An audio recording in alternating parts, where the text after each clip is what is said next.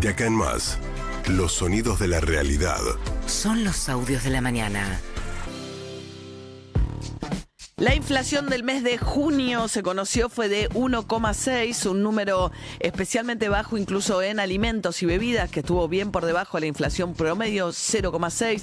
Lo que más subieron fueron alquileres, expensas, servicios básicamente, en un mes en los cuales el dólar, que ayer volvió a subir, había empezado a subir ya en el mes de junio un poco y no se trasladó toda la suba del dólar a precios. ¿Qué decía Hernán Lacunza, el ex ministro de Economía, respecto a este número? Parece que es un dato positivo, a 3 meses en realidad el dato es de 2 meses y medio después de la salida parcial del cepo. No hubo un traslado a precios en ninguno de los 2 primeros meses, en mayo fue 1,5, en junio 1,6. Es cierto también, Jessica, que en esos primeros 2 meses el gobierno había trabajado tanto en las expectativas como en las medidas que tomó en pisar el dólar, y que recién el dólar empezó a escalar en las últimas 3 o 4 semanas. Entonces, sí presumiría que en el futuro veamos un traslado mayor a precios, pero este número me parece que es muy positivo. Bueno, es un poco esa la discusión. ¿Qué va a pasar con el pass-through, como le llaman los economistas? ¿Cuánto de la suba del dólar se traslada a precios con un dólar que en lo que va de julio ya subió más del doble de lo que subió en junio? Entonces, la pregunta es, hay quienes dicen que en realidad en un contexto de consumo deprimido y apertura de importaciones es otra de las razones por las cuales los precios no suben tanto como sube el dólar en estos días, ¿no? Ayer llegó a tocar los 1.340, o sea, más cerca del techo, sobre todo el dólar blue, y el gobierno intervino a través de la colocación de deuda a tasas un poco más altas para tratar de chupar pesos, que si no se iban a dólares, ¿no? Miguel Bogiano, economista, miembro del Consejo de Asesores de Milei, que decía: en la canasta de los más vulnerables, por supuesto, alimentos y bebidas tiene una ponderación mucho más grande. Así que, y esto es importante porque a Milei le criticaron mucho, no, el Banco Central tendría que estar acumulando reservas. Usted déjeme hacer a mí lo que tengo que hacer. Yo tengo que bajar la inflación porque eso va a hacer que muchísima gente salga a la pobreza y, por supuesto, eso tiene un beneficio electoral.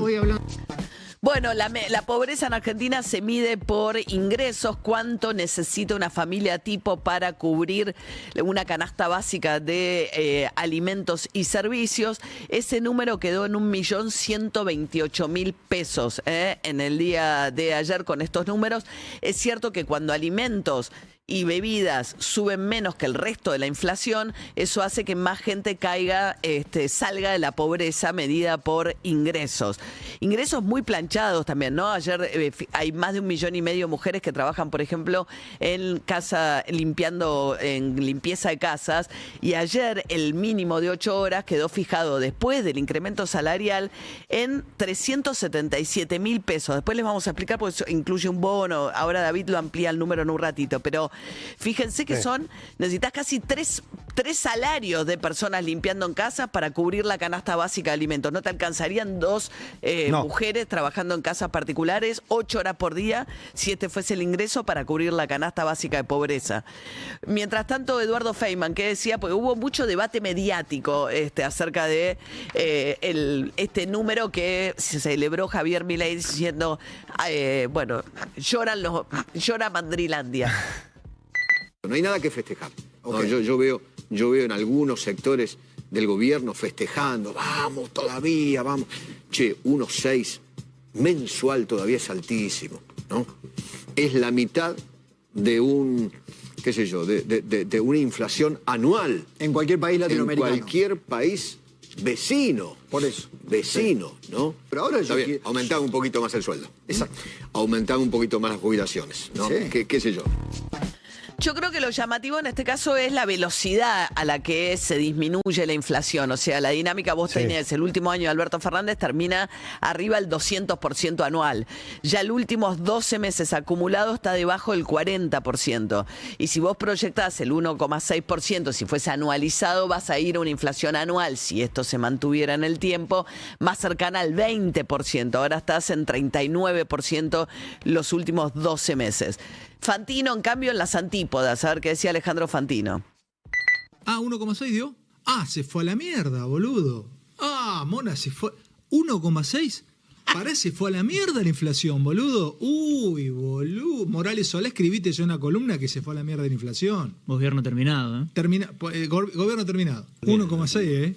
Yo le acabo de poner en el chat de Carnaval a Rial, a Canosa, a Doman.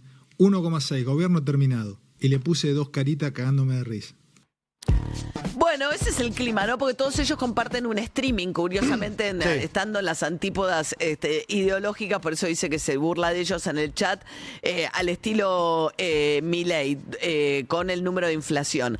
No sé por qué está obsesionado ahora en contra de Morales Solá, uno de los periodistas, Joaquín, más atacados por Milei en los peores términos de insultos, y no sé por qué ahora Fantino tomó la misma agenda. Bueno, últimamente ocurre bastante.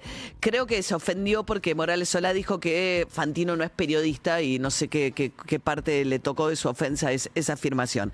Mientras tanto, Luis Delía, dirigente, bueno, vinculado en su momento al kirchnerismo, en diálogo con Gaby Sued, dijo lo siguiente. ¿Nosotros cómo manejamos la inflación? ¿Querés que te recuerde? Decime. Bueno, nosotros teníamos a Moreno con una 9 milímetros arriba de la mesa hablando con los empresarios. Eso es verdad, él lo desmiente.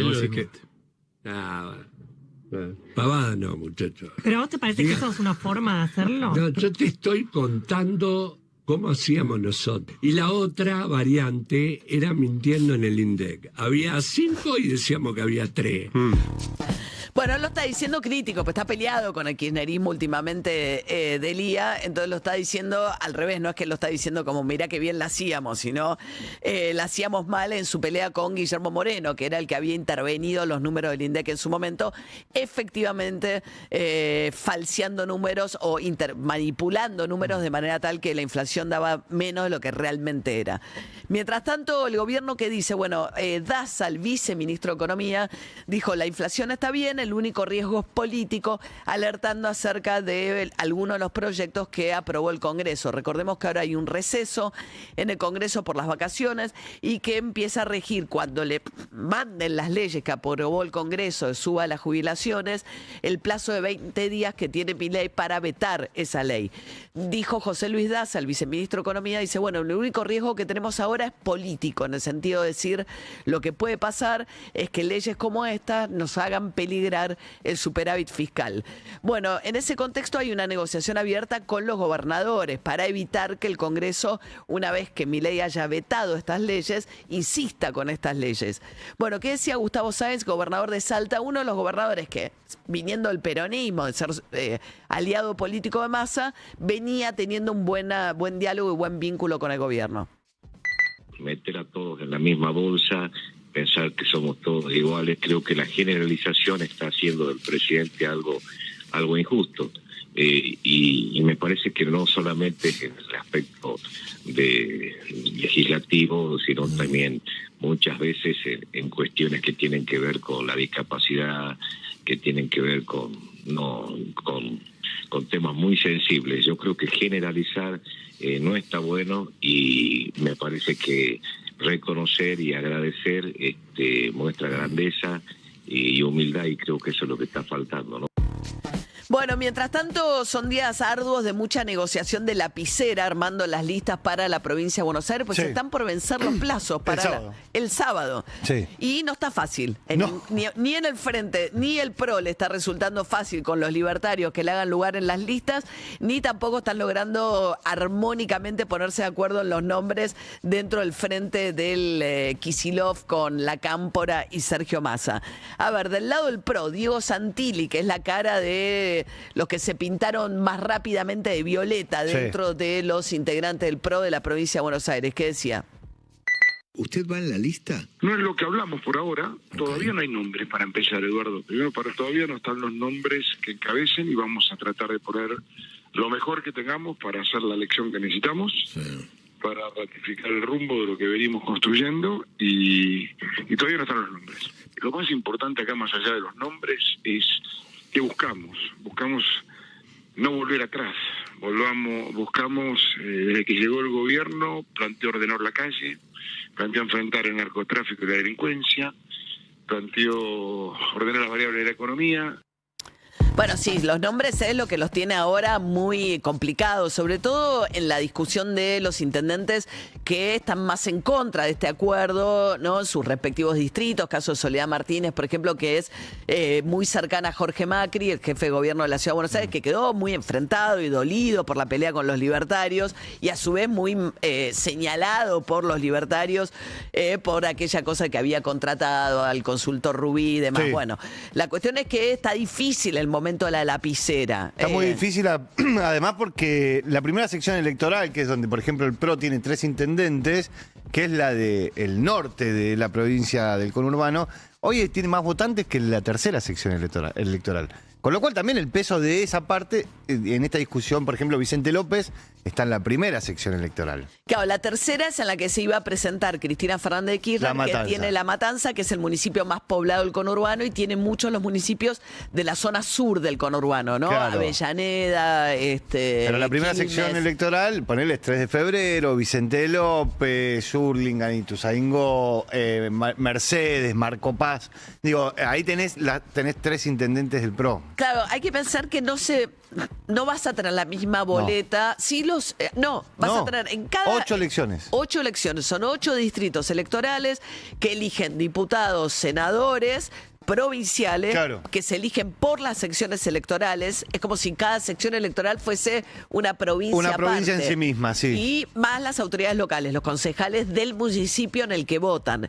Entonces no vas a tener una única boleta igual en los 135 municipios de la provincia de Buenos Aires. No, son más o menos alrededor de 1000 cargos los que se eligen en la provincia de Buenos Aires en totalidad. Bueno, y la situación está tan tensa del lado del peronismo que cuentan varias crónicas que la última vez que se reunieron casi se van a las manos y que hubo que separar a Máximo Kirchner de Catopodis, que es el ministro de Infraestructura de Axel Kicillof, ¿no? Sí. Bueno, mientras tanto, la situación del señalamiento contra los inmigrantes de parte de la ultraderecha, cual criminales, como está pasando en Estados Unidos, donde, bueno, armó una especie de cárcel al lado de los lagartos en Florida, Donald Trump, para enviar a los inmigrantes ilegales, deportarlos. Obtuvo incluso un permiso de la de la Corte Suprema norteamericana para deportar inmigrantes ilegales a terceros países que no son sus países de origen, con lo cual terminan tirados en países que por ahí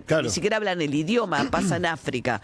Bueno, ahora en España hay un problema muy serio porque hay situaciones de mucha violencia en el sur de España con los inmigrantes marroquíes mayormente, por Vox llamando la ultraderecha de España a una cacería, identificando a los inmigrantes como responsables de violar a las mujeres españolas. Santiago Abascal, presidente de Vox, decía: Torre Pacheco es solo un ejemplo de lo que está pasando en toda España, de lo que está pasando en muchos pueblos de Castilla y León, en muchísimos pueblos de Cataluña.